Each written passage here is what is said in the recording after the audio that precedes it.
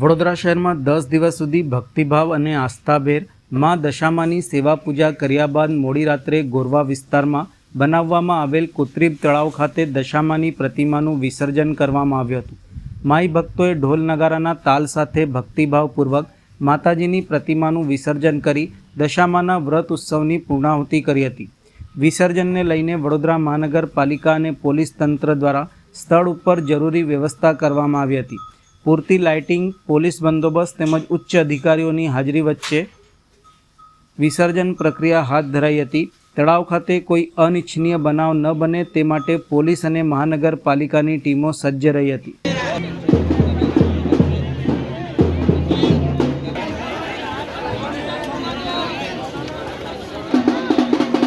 10 દિવસની દશામા વ્રત આજે સંપૂર્ણ થાય છે અને આને સાથે સાથે સમગ્ર શહેરમાં દશામા મૂર્તિઓની વિસર્જન થનાર છે. આના માટે શહેરમાં પૂર્વ, પશ્ચિમ, ઉત્તર, દક્ષિણમાં 8 જેટલા કૃત્રિમ તળાવો આપણે તૈયાર કરી છે, જેમાં બેરિકેડિંગ, ઇલ્યુમિનેશન, તરપાઓ અને ક્રેન, આપણે expert swimmers, emergency response system આ બધાથી સુસજ્જિત કરીને પોલીસ અને home guard, fire servicesmen, health services team બધાને તૈનાત કરીને એક સુરક્ષિત માહોલમાં વિસર્જનનો કાર્યક્રમ સંપન્ન થાય તે માટે તમામ તૈયારીઓ થઈ ચૂક્યા છે.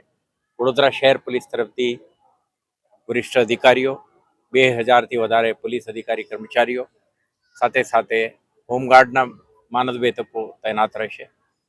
શહેરના જુદા જુદા વિસ્તારમાં આપણે ટ્રાફિક ડાયવર્શન પ્લાનને પણ અમલમાં મૂકી છે. તો મને વિશ્વાસ છે કે આ સમગ્ર કાર્યક્રમ એક શાંતિપૂર્ણ માહોલમાં સંપન્ન થશે.